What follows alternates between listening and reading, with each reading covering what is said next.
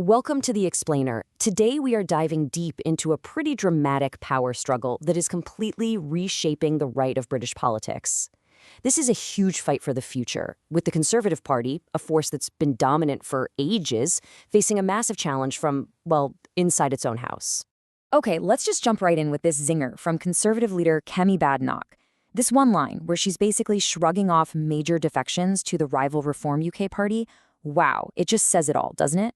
It shows you just how personal and frankly how bitter this whole fight has become. This isn't just politics, it's a feud. And this is where things get really wild. Just look at the sheer scale of the political earthquake we're talking about. I mean, recent polls have actually put Nigel Farage's Reform UK ahead of the Conservatives.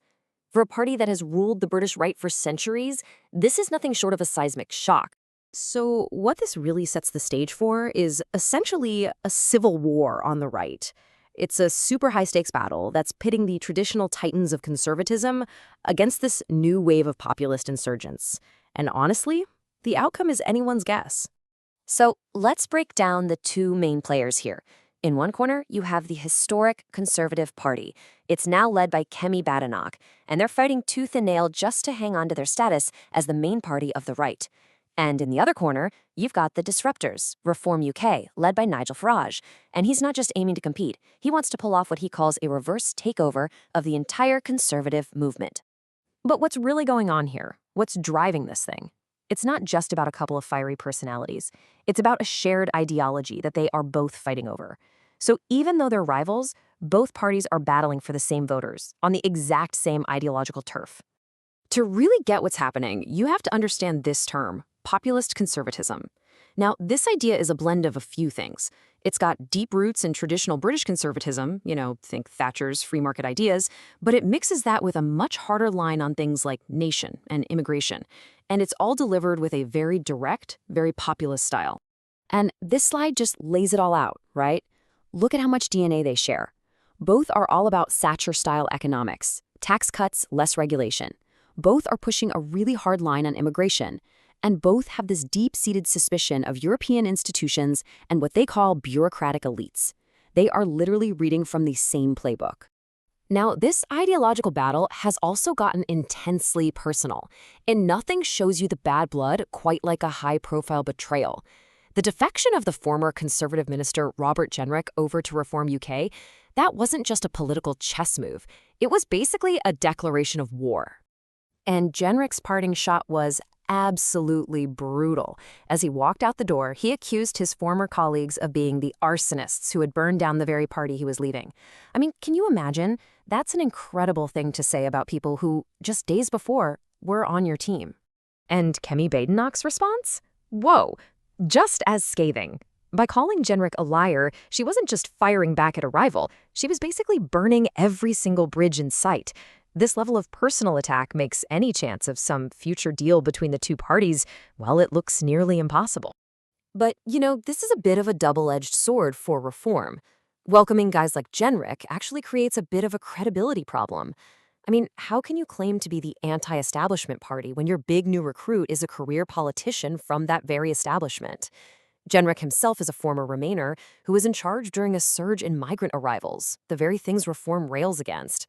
It's tricky. Okay, so with all this drama, you have to ask, who are the people actually fueling this surge for reform? To really understand where this conflict is headed, we have to get inside the heads of the voters who are driving it. And here is the absolute crucial point. As you can see from this chart, Reform's growth isn't coming from all over the place. It is overwhelmingly being fueled by people who voted Conservative in the last election. So Reform isn't really building a new base so much as it's cracking the existing right-wing vote right in half. Okay, now this is fascinating. Check out this staggering divide among the youngest voters. Young men between 18 and 24 are twice as likely as young women their age to support Reform. This is one of the most polarized demographics in the whole country, and it is a huge part of this story. And this isn't just a UK thing, it actually mirrors a trend we're seeing across Europe. So what's going on? Well, it seems to be a combination of things. Feeling let down by mainstream politics, worries about the economy, creating this zero-sum kind of thinking, and of course, the huge influence of social media. A lot of these young men feel left behind, and they're turning to populist parties who they feel are speaking directly to them. So, when you put all of this together, the angry defections, the shifting voters, that huge gender gap among young people, it all leads to one big question. Where does this all end? The battle lines are drawn, and as I see it, there are four main ways this whole conflict could play out. All right, let's game this out. Scenario 1, a Tory recovery where the establishment somehow manages to get its act together and fight back. Scenario 2, Farage actually pulls off his reverse takeover, which would be a historic political realignment, the likes of which we haven't seen in a century. 3, they form an electoral pact, a practical deal, though with all the bad blood, that seems tough. Or 4, the rivalry just continues, a mutually destructive war that splits the vote and could hand power over to Labor for a very, very long time. So the big takeaway here, the stakes could not possibly be higher. This is not just some internal political squabble. The outcome of this fight is going to define the very soul of British conservatism and could completely reshape the country's political landscape for decades. Which all leaves us with one massive question just hanging in the air. In this ideological civil war, will the future belong to those who want to conserve the old way of doing things or those who want to reform it into something totally new? The answer to that is going to set the direction for the country for years to come.